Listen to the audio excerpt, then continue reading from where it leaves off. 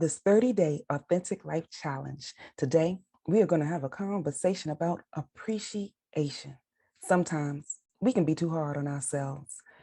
We don't think that we can make mistakes, but it's okay to make mistakes. We just have to give ourselves the opportunity to grow from those mistakes. I know that where I am is not where I want to be, but I am so grateful that I'm not where I used to be. And I encourage you to give yourself the grace to grow. Give yourself the grace that you extend others. Think about it like this. I'm certain for most of you, the phone that you have today is not the phone that you had 5 years ago. You did not think that by getting a brand new phone, that your old phone was imperfect. You didn't yell at the manufacturer for creating a new upgrade or a new change inside of the phone. You chose to believe that the upgrade was growth that will help maximize for you. And we go through that same thought process in other areas of our lives as well. With the software that we use as the patch that we get, those things often take place because there was some mistake that they knew that needed to be fixed. And we just go along with making certain that we put the fix in place. You are a complex, valuable, unique individual. Give yourself the grace that you give others to grow as well, so that you can get to the desired state that you would like to be as well. My grandmother would often tell me that if you are the biggest fish in the pond, then you need to find a new pond. I love that analogy because as I got to know more about fish, I've learned that there are some fish that can grow to be massive. Some of those fish could be really big, but because of the environment that they're in, they stay small. Sometimes the growth that you really need won't take place until you choose to change the environment that you're in, or the people that you're around, or the things that you listen to. We can make certain that we make some adjustments in the way that we live and the things that we have and the places we want to be by making small changes. It's okay to make the small changes. This fast-paced world makes us believe that if we don't make a change in the next 7 days, something's wrong. That is not the case. Even with this 30-day challenge, you're going to have a small adjustment that takes place. But it's when you consistently apply. It's when you consistently make the adjustment. It's when you make the small things in the process that you begin to see the changes that you like. I am nowhere where I would really like to be. There are some major things that I really thought that would have happened in my life at this age, and it hasn't. So I've chosen to believe that the growth that I have from the things that I've done will sustain me through the process until I get where I'm going.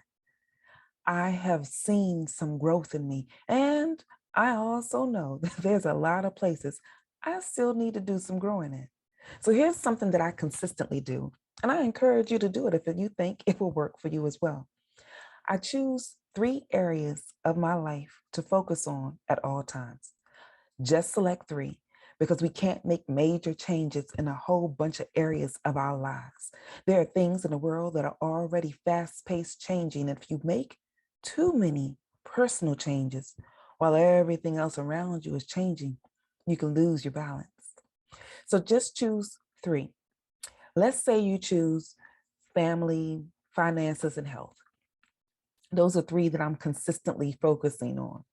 There was a time that I knew from a financial perspective that I wanted to clear up $35,000 worth of debt, and I wanted to do it quickly. So I put a plan in place and I made the adjustments that I needed personally to achieve that goal. It meant cutting back on some things. It meant not going out to some places. It meant streamlining a few things that I really wanted to splurge on and not doing it for a season so that I can achieve the goal that I set for myself. And then for family, when my children were younger and after the divorce, especially, because that type of chaos that comes from a divorce can put you in a position where you are personally so focused on trying to get yourself together or putting out fires that you don't focus on your kids. I wanted to make certain that my children knew that they were important to me too. So I had to make some adjustments. I decided to do meal prep. On Sundays, I fixed the meals for most of the days of the week. That gave me freedom during the week to spend with my kids because we are adults a whole lot longer than we are children. And I wanted to make certain that I gave them as firm a foundation as I possibly could so that they could have something to fall back on when they got older, some lessons that I could give them while I had them for the small period of time. And there's another thing I had to do in that moment as well. I just had to decide that there was just going to be mess around the house for 1 or 2 days. 1 or 2 days of stuff around the house will not hurt anybody. If you have small children and you have people that come over to your home that just don't understand the life of having little people around, then they should be the type of people to help you get things together rather than talk about you or criticize you along the way. So if you have those types of individuals in your world, you may want to start making that part of your adjustment as well.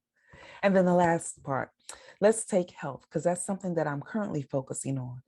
I have not been as active as I used to be. And as I'm getting older, I don't intend to be much more active than I am now. So I've had to make a deliberate decision to eat some things specifically just to maintain the health that I want. I've also had to make a decision to do 20 minutes worth of exercise every day, regardless of how I feel, regardless of what was going on, so that I can stay on top of the goals that I've set for myself for my health.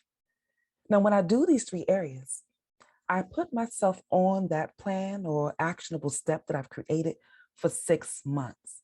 6 months gives you enough time to see if it's working and a place where you can measure so that you can see what tweaks you may need to make.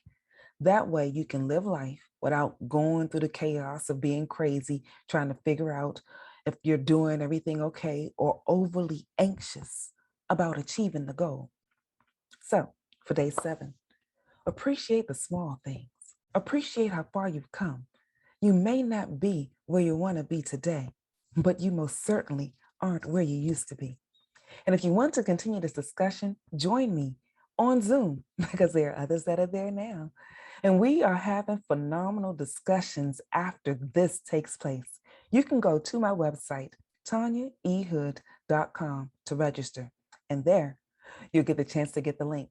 In the meantime, this is Tanya E. Hood, walking in my purpose, and I want you to do the same.